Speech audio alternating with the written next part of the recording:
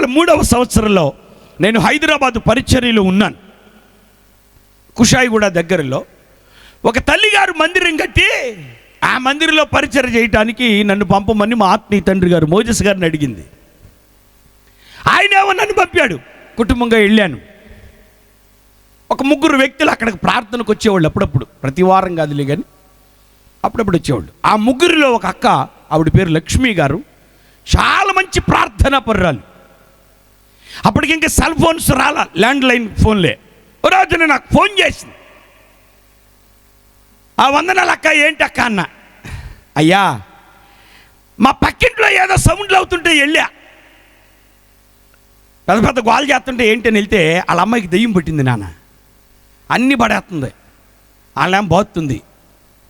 వాళ్ళు నన్ను చూసి, అమ్మ మీ పాస్టర్ గారిని ఒకసారి రమ్మను, ప్రార్థన చేస్తారు అని అడిగారు. అయ్యా, నువ్వు కనుక ఒకసారి వస్తే నాన్న వాళ్ళకి ప్రార్థన చేద్దాం, ఇక్కడి నుంచి ఆ కుటుంబం దేవుని వైపు తిరుగుతారు అంది. ఏం కాదు లేక, నువ్వు వెళ్ళి ప్రార్థన చేయి, దెయ్యం పోద్దన్న. అమ్మ నేనే అందే. నువ్వేనక్క, నువ్వు వెళ్ళినా కూడా దేవుడు కార్యం చేస్తాడు అన్న. అబ్బాబే నాకు ఎలాంటివి పెట్టద్దు నాన్న, నువ్వు వస్తే నీ వెనకాల పడొస్తా అందే.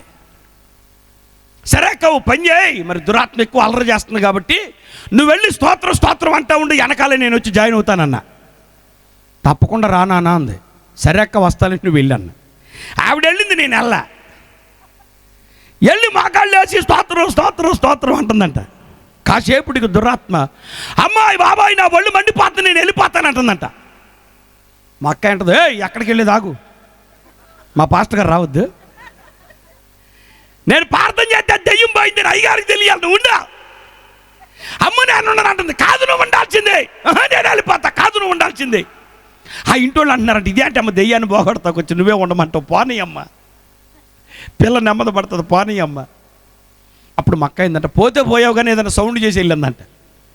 దురాత్మ పోతా పోతా ఆ బీరువా మీద అట్టపెట్టి మా అక్క నెత్తి మీద వేసిపోయింది.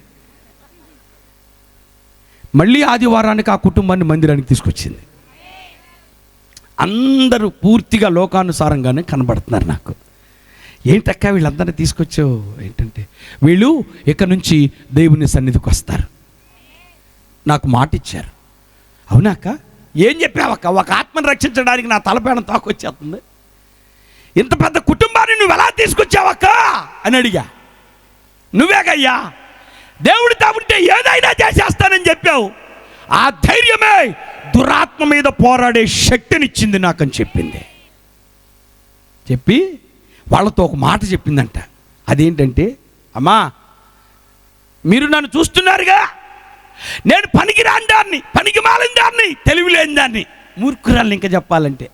చూడండి, నాలాంటిది ప్రార్థన చేస్తేనే దెయ్యం పోయిందంటే నన్ను సిద్ధపరిచే దైవజనుడు ఎలాంటి వాడు ఊహించండి అని చెప్పి వారిలో మార్పు తెచ్చి దేవుని మందిరానికి తీసుకొచ్చింది. ప్రభువు లేకుండా మనం ఏం చేయలేం, ఊగుతామంతే. నేను అది చేయగలను, ఇది చేయగలను, నాకు అది తెలుసు, ఇది తెలుసు అంటే మనకు తెలిసింది ఘోరంతే అన్నాడు ఒక ఆయన. తెలియాల్సింది మరి ఏం తెలుసు అని ఊగుతామో తెలియదు, ఊరికే ఊగిపోతాం. మాకే తెలుసు, మాకు తెలిసినంత ఇంకెవడికి తెలియదు. నా ఇంత జ్ఞాని లేడు. ఓరి పిచ్చోడా, అది నీ అంతరంగంలో ఉన్న మూర్ఖత్వానికి పరాకాష్ట. స్తోత్రం, హల్లెలూయా.